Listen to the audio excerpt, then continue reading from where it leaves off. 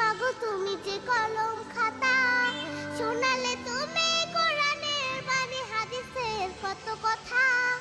তুমি যে আমার শিক্ষিকা মাগো, তুমি যে কলম খাতা, তুমি না শিখালে আমার ইমান পড়তো প্রশ্ন মুখে। মাগো আল্লাহ তোমায় দিল আমাকে, ও মাগো আল্লাহ তোমায় দিল আমাকে।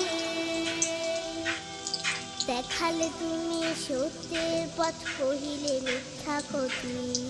তুমি আমার বড় পীরে মাগো, আধারে